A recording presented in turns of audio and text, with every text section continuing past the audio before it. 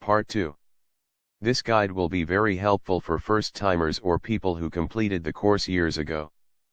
Please have a look at the Conducting Assessments for Dummies, Part 1 video before continue with this section. My name is David, and I'm a virtual computerized trainer of Train You Can, an accredited training network. In this video we going to look at the basic guidelines for completing assessments. I also recommend that you look at our video clips on SOCWay, NQF, credits and unit standards before watching this video. The 6 assessment processes. The entire assessment process consists out of these 6 very important steps, namely, 1. Plan for assessment, 2. Prepare for assessment, 3. Conduct an assessment, 4. Provide judgment of the assessment, 5. Provide feedback of the assessment, and 6. Review the assessment process that was completed. Before we can start, we must first review 5 common rules when conducting assessments. Number 1, use black or blue pen only. Number 2, don't use any single words, such as yes, no, complete.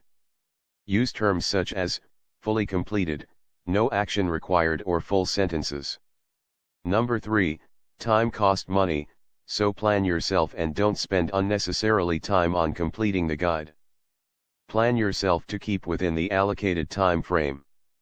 Don't wait for the learner to answer the question and then start writing down what he said. Plan yourself and write down the comments of the learner as he or she responds to you. Number 4, don't leave any empty blocks or spaces. Complete every block in full, or draw a line through the area, clearly marked with the words, "Not applicable." Number 5, provide proof that you and the learner were present, the assessment actually took place, and the learner completed the task him or herself with every part of this assessment guide. Let we have a look at the first step, namely plan for assessment. Now this process normally starts in your office, once you receive the assessment guides.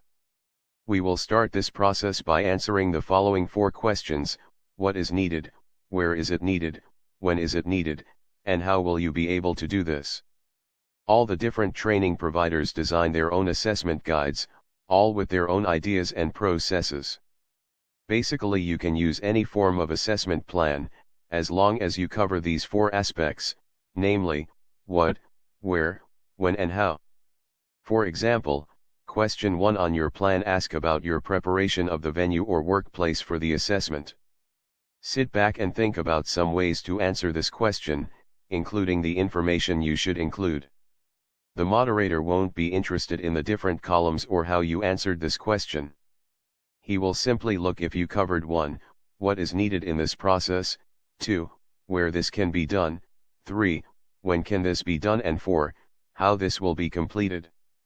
General comments that could be added in this response could be, what documents is required, did you get a list of the learners to be assessed, did you get the assessment guides, are you registered with the CETA, did you get a copy of the unit standard for your preparation, are you registered with the CETA to assess in this unit standard. Where will the assessment took place, the names of the people involved if not on your premises, times, address, catering, stationery or even the venue setup. When can this take place, was the supervisor or manager notified, was arrangements made in the workplace to arrange availability of equipment or machinery if needed. Any additional equipment, people, role players, or documents required to complete this assessment process. Not so simple as we thought it is, do you agree? You could even attach copies of emails sent to make arrangements as part of your evidence. Remember Rule 5. So let's move now to the second part of the assessment process, namely the preparation of the assessment. This can be a meeting with the learner, at least 24 hours before the time, to make arrangements for the assessment process to continue. Some providers also cleverly build this into their learning process to save time. You could even forward the learner a questionnaire and ask him to return it to you to confirm he or she understand these processes. There is many ways to handle this, as long as you covered all the requirements. Also remember that more than 90% of learners who fail their assessments do so because they are very nervous. Put the learner at ease during this process and explain to him what will happen. So, what do you need to discuss with the learner during this second stage, namely the preparation part? Say for example, you put an entire morning aside to assess a learner. The learner pitched the next morning and did not complete all the preparation for his assessment. What action could you take here?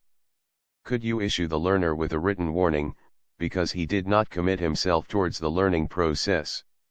This could be a very useful process if the learners are employed by you, but what evidence are you going to have that you notified the learner of the processes if the union knocks on your door? In the case of external clients, you could also invoice them for time wasted, but then again, did you notify them of this process? So we learned that this process is also very important. You want to make sure that your learner is prepared before coming for his assessment process, and if not, some action will be taken. You also might want to confirm that he received all his learning material, understand the process to follow, notify you of any special needs, that he or she completed all the workplace assignments, and make sure they bring all the required documents with them on the day of assessment. So there you go again. This could be in any form, as long as you have proof that you covered all the elements with the learners and that he agreed with them.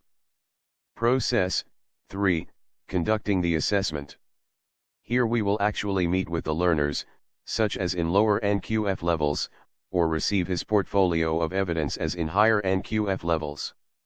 First, I will check that the learners brought all the documents or evidence that I asked him to bring during the preparation meeting. Review your preparation notes to confirm everything is there and in place.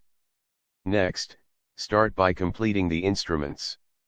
Now, instruments is a fancy word used for your different types of test papers, for example, observation, written test, interview, role play, game or workplace evaluation.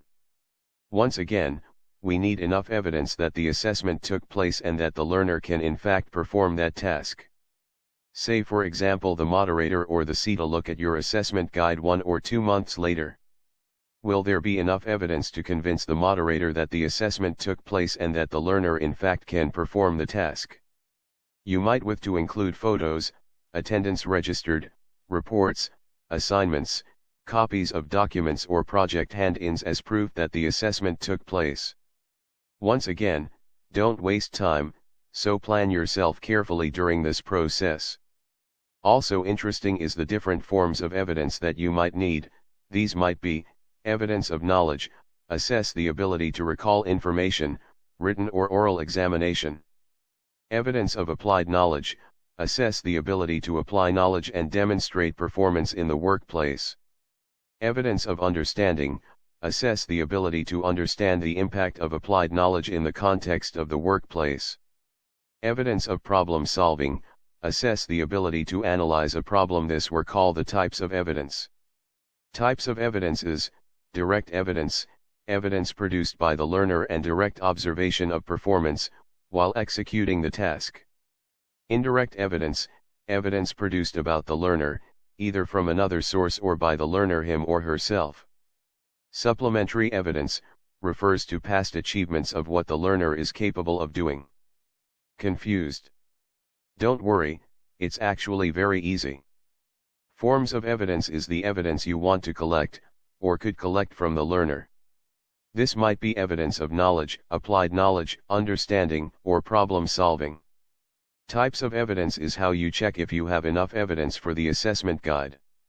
For example, OBE is based on 30% theory and 70% practical learning. This also means that we want to see 30% theoretical evidence such as indirect and supplementary evidence. The 70% practical evidence can only be direct. Thank you for watching my video on Part 2, Conduct Assessments for Dummies. For more information, visit our training website on www.trainyoucan.coza. Alternatively, you can also watch more of my videos on www.youcantrain.coza. Bye, and have fun with your assessments.